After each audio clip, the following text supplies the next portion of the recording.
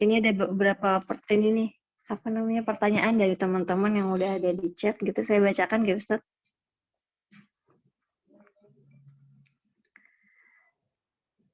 Jadi yang pertama ini dari Kak Dandi Nugroho. Apakah suara saya masih terdengar? Jelas, alhamdulillah. Oke. Okay. Jadi ini dari Kak Dandi Nugroho. Assalamualaikum, saya Dandi, saya tunanetra. Saya ingin bertanya Ustadz mengenai soal amanah tadi. Contoh seseorang mengamanahkan tanahnya kepada orang yang kedua. Nah, setelah itu si orang yang kedua ini qadarullah dia tidak punya uang pas, lagi susah. Nah, bagaimana Ustadz? Apakah si orang kedua tadi boleh menjual tanah tadi?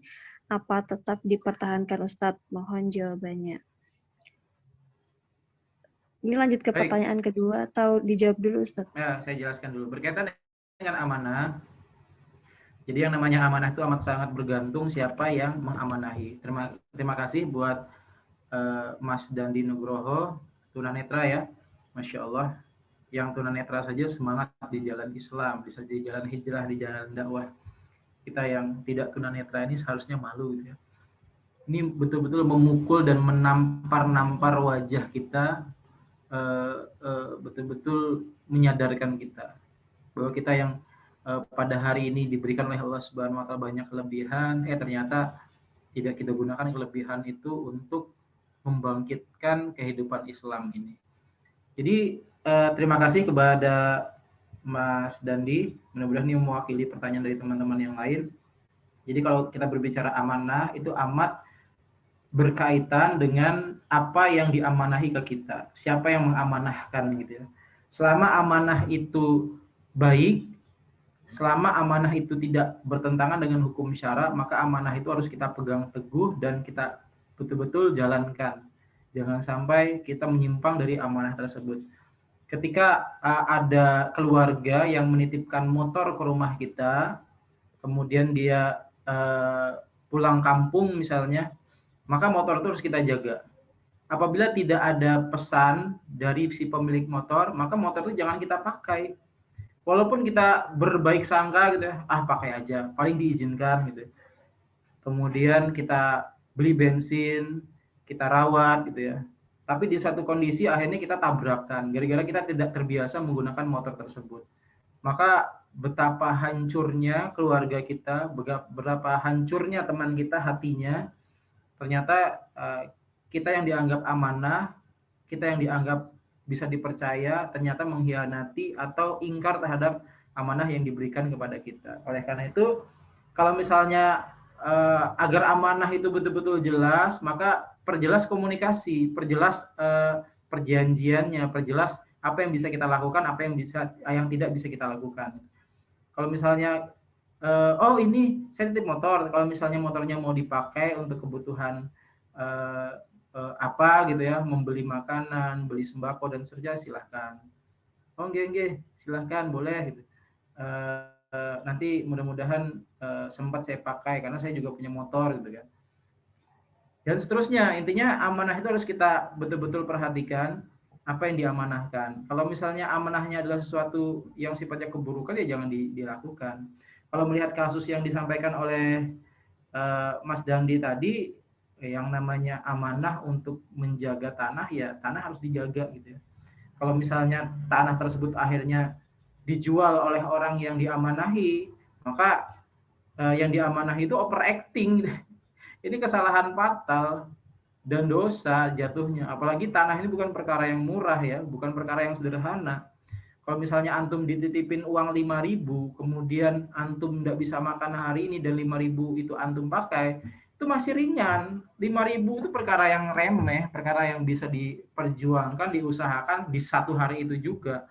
Tapi kalau sudah urusan emas 1 batang, kemudian tanah 1 kapling, ini bukan perkara yang main-main gitu. Kalau misalnya sampai akhirnya dijual dikarenakan dia kesulitan, maka solusinya adalah dikomunikasikan.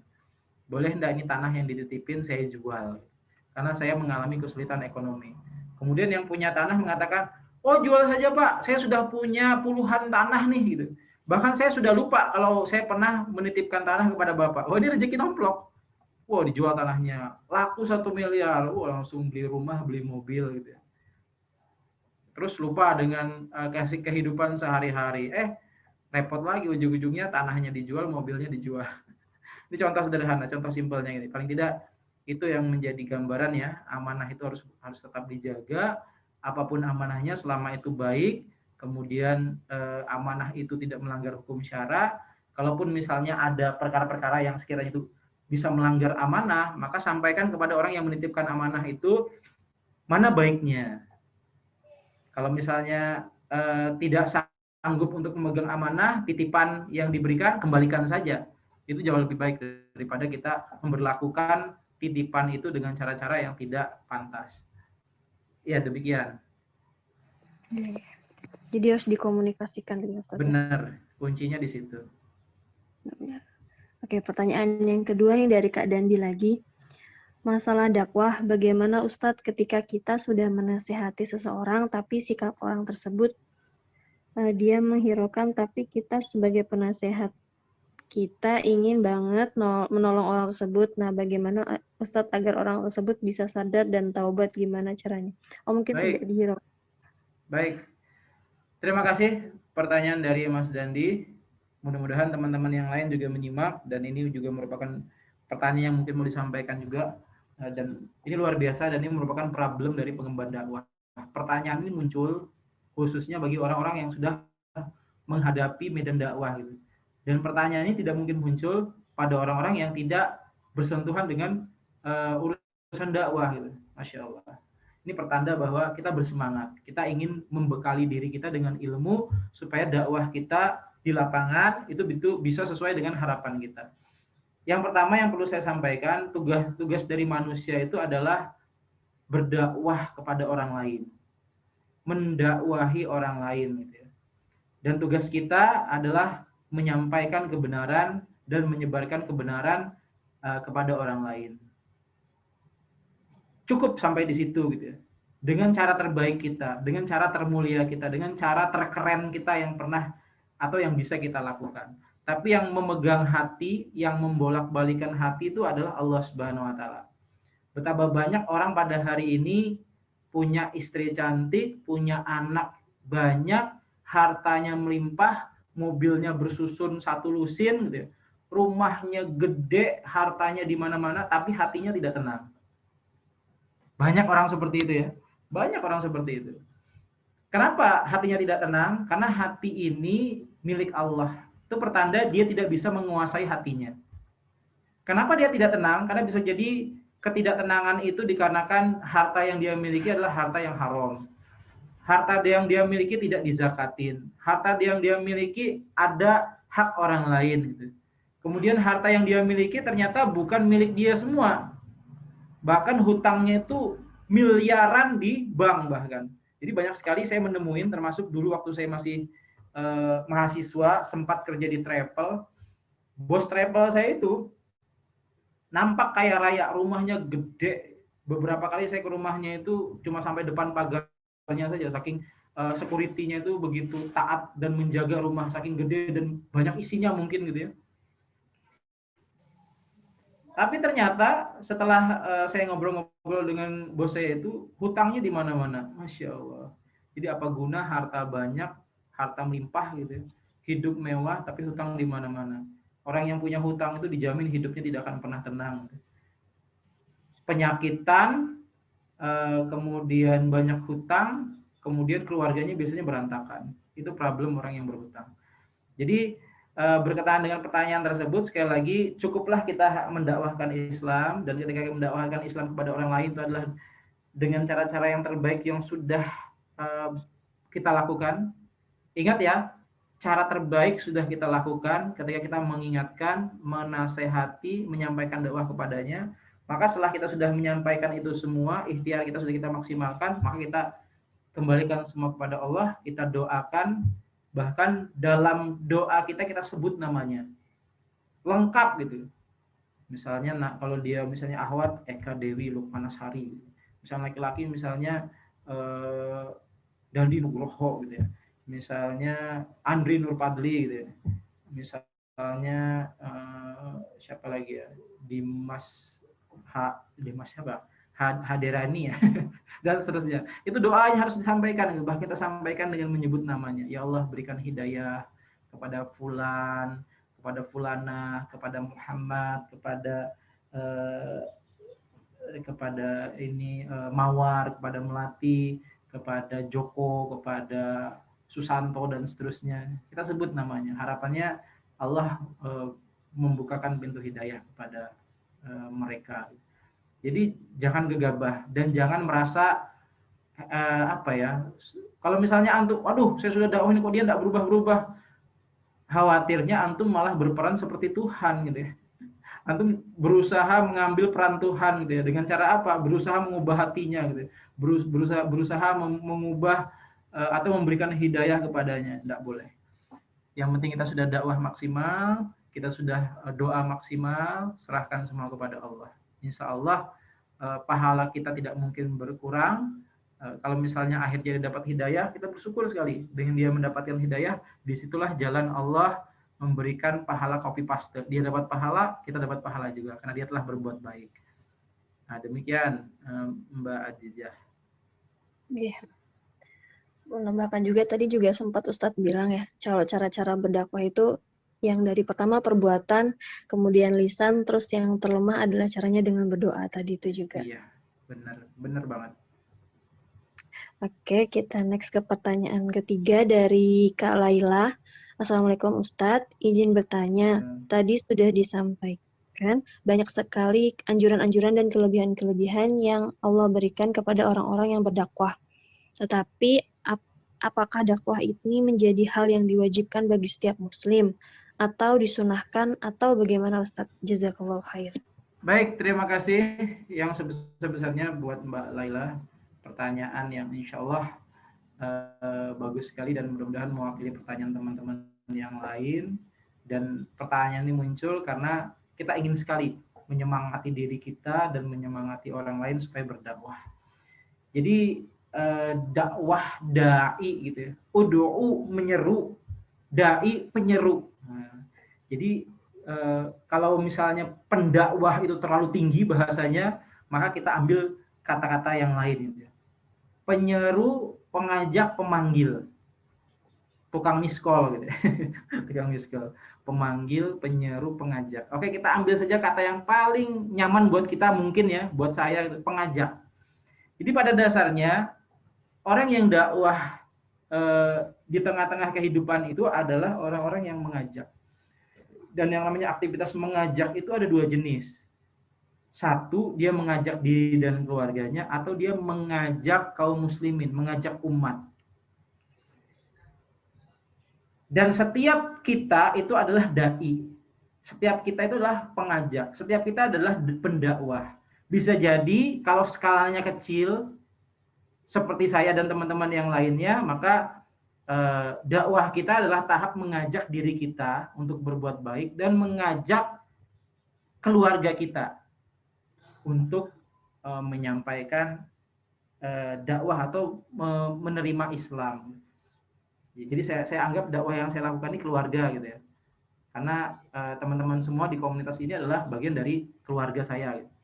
Keluarga secara umum, secara garis besar dalam ikatan ukhuwah Islamiyah. Jadi itu dua jenis pendakwah ya, dua jenis pengajak. Ada yang mengajak dirinya dan mengajak keluarganya sebagaimana dijelaskan tadi di dalam ayat Al-Qur'an, ya ayyuhalladzina amanu qu anfusakum wa ahlikum naro. Peliharalah dirimu dan keluargamu dari api neraka. Dan satu-satunya cara supaya kita bisa memelihara diri kita dan keluarga kita itu adalah dengan dakwah. Dengan cara menyampaikan kebenaran, memperingatkan, menyeru, mengajak, itu enggak boleh. Oh, itu silahkan lakukan. Kayak kita ngomong ke adik kita, kayak kita ngomong ke teman kita gitu. Enggak boleh lo pacaran. Itu sudah bagian dakwah. Sama adik kita, enggak boleh lo ngomong-ngomong kasar kayak gitu sama teman-teman gitu. Kalau misalnya adik suka ngomong kasar, nanti temannya ikut ngomong kasar juga. Adik dosa, teman-temannya dosa juga gitu. Itu sudah bagian dari dakwah. Dan dakwah itu wajib, Masya Allah. Kalau misalnya antum tidak dakwah buat diri antum sendiri, buat diri Anda sendiri, dan tidak untuk keluarga Anda, hancur kehidupan Anda. Bahkan Anda bisa murtad. Itu level dakwah terendah ya. Yaitu dengan menasehati diri dan menasehati orang lain. Pengennya membangun rumah tangga, tapi bangun subuh saja berat. Bahkan bangun subuh saja itu jam 7 kurang 15. Itu bukan sholat subuh, sholat duha itu bro. Jadi jangan sampai jauh panggang daripada api gitu. Cita-citanya tinggi, tapi langkah awal untuk membangun keluarga, membangun umat itu tidak dikerjakan. Ya Allah, cita-citanya bangun rumah tangga, cita-citanya ingin membangun umat. Aduh ya Allah, bangun tahajud berat, bangun subuh itu berat, dengan berbagai macam alasan, dalih, hujan, dingin, batu, pilek, dan seterusnya. Ya macam-macam gitu. Ingat sekali lagi, da'i, penyeru, pengajak, itu ada dua jenis. Satu, mengajak dirinya dan keluarganya. Yang kedua, mengajak umat. Mengajak umat itu seperti siapa? Ustadz Abdul Somad, Ustadz Umar Mita, Ustadz Fleksiau, Habib Anis, Ustadz Lukmanil Hakim, Ustadz Hanan Ataki, Ustadz Hendi Boni, gitu ya. Ustadz Kiai Haji Abdullah Gimnastiar, A.A. Hilman, kemudian macam-macam. Semua ustadz yang sudah levelnya nasional bahkan internasional, dia adalah dai umat, dia adalah penyeru, dia adalah pemanggil, dia adalah pendakwah umat agar umat ini bangkit. Bahkan ada penyeru yang levelnya itu sudah kategori imam besar seperti Habib Rizik Sihab, gitu. Kemudian ada ya macam-macam yang ada di seluruh dunia, termasuk Ustadz Zakir Naik dengan ilmu kristologinya dan seterusnya. Nah itu yang menjadi catatan. Jadi yang namanya aktivitas itu dakwah itu wajib. Tidak ada satupun orang yang pada hari ini yang tidak berdakwah, karena sejatinya mereka itu dakwah. Ada ibu yang mendidik anaknya supaya anaknya itu jadi sopan, santun. Anaknya itu ketika balita makan pakai sendok dengan menggunakan tangan kanan. Itu juga bagian dari dakwah, disadari atau tidak. Dan yang jadi masalah adalah ketika kita dakwah itu kadang-kadang kita menyerahkan kepada orang lain, sayang sekali gitu ya. Ya walaupun dakwah itu boleh, misalnya saya ini tidak terlalu paham, saya minta kepada Ustadz tolong sampaikan Islam kepada dia, itu boleh-boleh saja. Tapi sayang sekali gitu ya. Kalau misalnya pahalanya bisa berlipat-lipat lewat jalan kita, lewat tangan kita, mengapa tidak kita langsung gitu? Yang mengajarkan surah Al-Fatihah kepada adik kita, yang mengajarkan surah Al-Fatihah kepada anak kita, kepada kakak kita, kepada ibu kita, kepada teman-teman kita. Tidak sekedar menghafal surah Al-Fatihah, tapi memperbaiki bacaan surah Al-Fatihah. Masya Allah. Kalau sudah Al-Fatihah itu kita ajarkan kepada orang dari nol, dan setiap dia membaca surah Al-Fatihah dalam sholatnya, dan dalam setiap aktivitas apapun, maka kita akan mendapatkan pahala yang sama. Masya Allah, nikmatnya pahala dakwah. Makanya sebagian ustadz tuh mengatakan dakwah ini merupakan batu loncatannya orang beriman.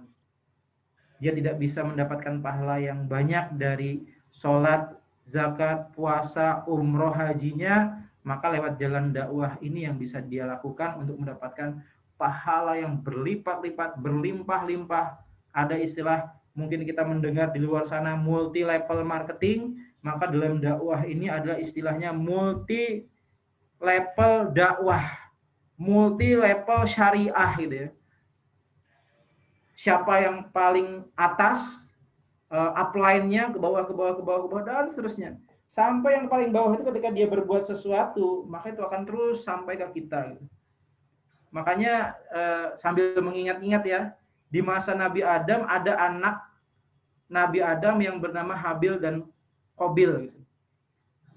Dan sampai akhirnya terjadi perseteruan, Qabil membunuh Habil. Dan setiap pembunuhan yang ada di muka bumi ini, kata Kiai Haji Ahmad Faiz Kozin, Ahad subuh kemarin, setiap pembunuhan yang ada pada hari ini yang dilakukan oleh orang-orang di seluruh dunia, maka Qabil akan ikut mendapatkan dosanya. Masya Allah, tersiksanya Qabil di dunia dan di akhirat. Ya, jangan sampailah kita menjadi orang yang akhirnya menjadi pemicu dosa jariah. Bikin challenge apa gitu ya. Challenge misalnya masukkan bungkus permen yang sudah tidak ada permennya ke kotak infak masjid. Pakai selfie gaya selfie gitu kan, dimasukkan kulit permen ke dalam kotak infak masjid. Itu kan buruk sekali ya, perbuatan buruk sekali. Sampai akhirnya muncul hashtag kulit permen challenge. Ternyata challenge Anda diikuti oleh orang di seluruh Indonesia bahkan dunia. Keburukan yang Anda lakukan diikuti oleh banyak orang. Masya Allah, dosa jariah akan terus mengalir. Itu yang menjadi catatan penting, dakwah wajib untuk diri kita dan keluarga kita. Itulah merupakan salah satu cara, bahkan satu-satunya cara untuk menjaga diri kita dan keluarga kita dari api neraka. Dan ada juga pendakwah atau pengajak yang sifatnya itu pengajak yang global. Dia adalah pengajak umat yang menjadi pencerah kita dalam keseharian kehidupan kita. Termasuk ustadz-ustadz kita, guru-guru halqoh kita, guru-guru pengajian kita, siapapun dia, orang bijak mengatakan jadikan setiap tempat itu adalah sekolah dan jadikan setiap orang itu adalah guru. Sehingga tidak ada alasan buat kita untuk tidak belajar dan untuk menerima ilmu dari orang lain. Demikian. Oke, insyaallah. Baik Ustaz, untuk pertanyaan selanjutnya ini sebenarnya agak berkaitan sama pertanyaannya Mbak Laila dari Kak Ince. Terkait tadi kan Ustaz bilang kalau setiap orang dan keluarga itu wajib gitu ya Ustaz hukum untuk berdakwah gitu. Berarti apakah kalau sudah diwakilkan dakwahnya itu maka gugur kewajiban bagi yang lain? Itu yang pertama. Kemudian lanjut yang kedua, seberapa sering kita harus melakukan dakwah Ustaz? Gitu. Baik, yang pertama perlu kita perhatikan bahwa kalau seandainya dakwah ini tidak dilakukan oleh orang-orang terdahulu, mungkin pada hari ini kita tidak menjadi seorang muslim. Bahkan kita terlahir bukan dari rahim ibu yang beragama Islam. Tapi syukurnya orang-orang terdahulu itu menyampaikan Islam. Dan ingat, dakwah itu ada level-levelnya. Jadi Ince ini laki atau perempuan, Mbak? Mohon maaf ya sebesar-besarnya. Kayaknya perempuan sih Ustaz. Perempuan ya, ya. Oke. Saya ada punya teman namanya Ence, itu laki-laki. Kalau Ince mungkin perempuan gitu ya. Mudah-mudahan ya, apapun jenis kelaminnya, insya Allah semuanya ingin baik, semuanya ingin meraih kemuliaan. Amin ya rabbal alamin. Jadi dakwah, kalau misalnya Ustadz Abdul Somad, misal simpelnya itu ya, lagi ceramah. Ketika dia ceramah, saya paham dengan isi ceramahnya. Ketika saya paham tentang Islam, kemudian di rumah saya menyampaikan kepada istri saya menyampaikan kepada ayah ibu saya, dan ketika saya menyampaikan kepada anak saya, maka pada dasarnya saya sedang berdakwah. Jadi simpel ya, dakwah itu simpel. Kalau misalnya ada pertanyaan, kalau misalnya dakwah itu wajib, setiap muslim bila diwakilkan maka gugur kewajiban bagi yang lain, ini bukan ini ya, bukan memandikan jenazah. Dakwah ini wajib bagi setiap muslim. Dan setiap muslim punya kewajiban untuk melaksanakan dakwah ini sesuai dengan levelnya masing-masing, sesuai dengan kadar kemampuannya masing-masing. Jangan memaksakan, jangan berlebihan, sesuai dengan kadar kemampuan. Tiba-tiba baru ngerti Islam, wah semuanya disalahkan, semuanya dibid'ahkan. Bahkan bapak ibunya disuruh, sini Pak, Bu, duduk sebentar, saya ingin dakwah. Gitu. Ini dakwah yang berlebihan, dakwah yang tidak tepat sasaran, tidak baik dan tidak benar bahkan. Oleh karena itu level dakwah itu macam-macam, gitu, sesuai dengan kadar kesanggupan masing-masing. Sekali lagi, dakwah wajib. Minimal dakwah itu dengan diri sendiri. Mengajak diri kita itu, ayo berbuat baik, semangat sholat, semangat zakat, semangat puasa, semangat berhaji, semangat umroh, semangat berdakwah dan lain sebagainya. Itu merupakan bagian dari dakwah juga. Sekali lagi, jangan sampai kita meninggalkan amalan dakwah ini, karena amalan dakwah ini amat sangat mulia. ngeri sekali kalau seandainya semua orang meninggalkan perkara dakwah, bagaimana dengan nasib anak cucu kita? Karena kalau kita berbicara dakwah, kita berbicara kaderisasi. Kalau kita berbicara dakwah, kita berbicara regenerasi. Siapa yang akan meneruskan kita kalau misalnya kita tidak menyampaikan pesan-pesan kebaikan kepada orang-orang di sekitar kita? Ingat, setiap pesan kebaikan jika diniatkan untuk menebarkan kebaikan lillahi ta'ala itu merupakan bagian dari dakwah. Ya, jadi sekali lagi dakwah itu wajib, hanya saja setiap orang itu punya kadar kesanggupan berbeda-beda. Yang berbahaya itu ketika ada yang memahami dakwah itu tidak wajib dan dia tidak berbuat apa-apa. Beda nilainya ya di hadapan Allah Subhanahu wa taala. Orang yang berzina tapi dia meyakini bahwa zina itu haram dengan orang yang tidak berzina tapi dia mengatakan zina itu halal, tidak haram, itu di hadapan Allah Subhanahu wa taala jauh sekali bedanya. Yang satu berzina tapi dia menolak tapi dia meyakini zina itu haram, dia berdosa. Tapi dia termasuk orang yang lemah iman. Tapi kalau misalnya ada orang yang tidak berzina tapi dia membenarkan perbuatan zina orang lain, maka dia adalah orang yang mendustakan agama. Orang yang lemah iman dengan orang yang mendustakan agama itu berbeda. Bedanya di mana? Ya di situ.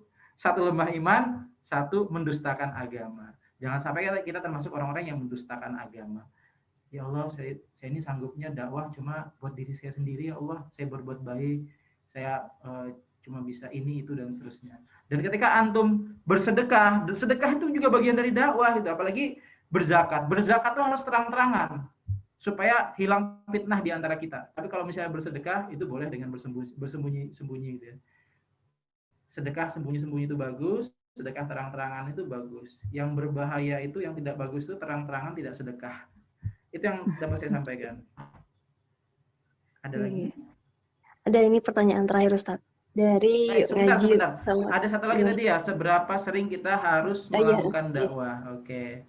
Dakwah itu tanpa nanti, tanpa tapi. Apapun yang kita dapatkan langsung sampaikan kepada orang-orang lain. Ingat, sesuai dengan kadar kesanggupan kita. Kemudian mempelajari Islam itu minimal seminggu sekali lewat halaqah yang memang sekiranya itu bersanad.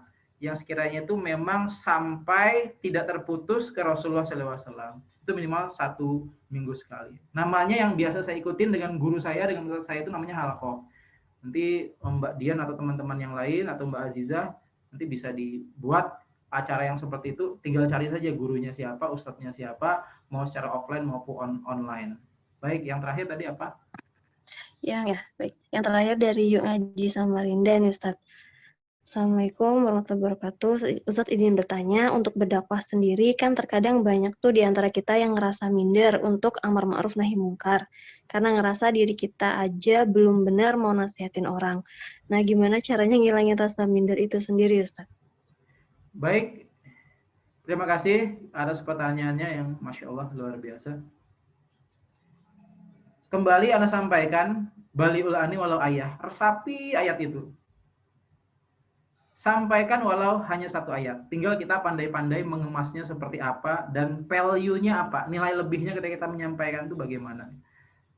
Dan kita juga harus menanamkan dalam pikiran kita, dalam mindset kita, begitu banyak dan besarnya pahala yang diberikan oleh Allah Subhanahu wa taala kepada orang yang berdakwah.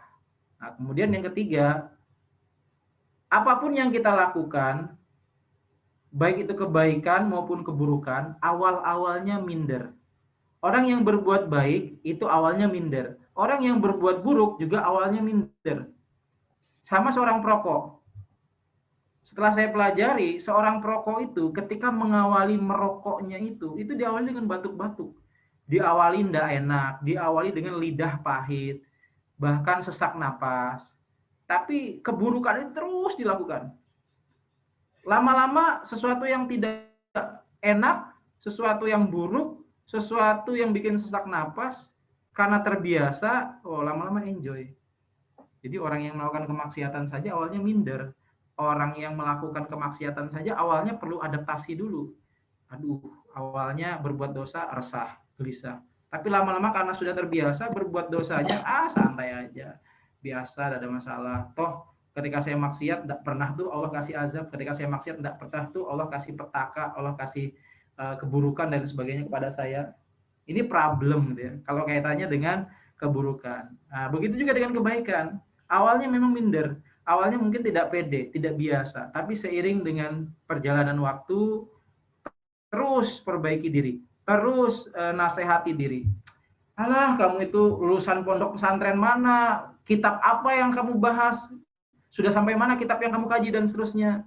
Abaikan orang-orang yang seperti itu. Sesungguhnya orang yang seperti itu dia sedang digoda setan dan dipengaruhi oleh setan dan akhirnya tersampaikan kepada kita. Karena pada hakikatnya dakwah itu tidak harus pondok pesantren dulu. Tidak harus sarjana S1, S2, S3 dulu. Tidak harus profesor dulu. Dakwah itu adalah perkara yang sekiranya kita pahami, kita ketahui, dan telah kita rutinkan, kita lakukan, kemudian kita sampaikan kepada orang lain. Mau sedikit, mau banyak, namanya tetap dakwah. Baliul ani walau ayah. Tidak pernah memberatkan. Walau hanya kita paham satu ayat, sampaikan satu ayat saja. Kalau kita hafal 2 ayat, 3 ayat, 4 ayat, kita ngerti 1, 2, 3, 4, 5 ayat, silahkan sampai semua itu. Apa yang sekiranya bisa kita sampaikan, apa yang kita sanggup untuk kita lisankan kepada orang lain, lakukan. Dan yakinlah setiap apa yang kita sampaikan, walaupun mungkin kita belum bisa melakukan secara optimal, pastikan itu kita tata hati kita bahwa pesan dakwah yang saya sampaikan ini adalah nasihat buat saya pribadi dan kepada orang lain. Makanya itu cara aman dalam menyampaikan perkara kebaikan ya. Sering sekali kita mendengarkan penceramah itu, mohon maaf yang sebesar-besarnya, apa yang saya sampaikan ini sebenarnya nasihat buat saya pribadi yang banyak sekali salah, yang banyak sekali khilaf, yang banyak sekali kekurangan. Dan mudah-mudahan nasihat saya buat saya pribadi ini juga bisa menjadi nasihat buat teman-teman semua, buat rekan-rekan semua, buat jamaah semua. Itu namanya dakwah cari aman. Artinya apa?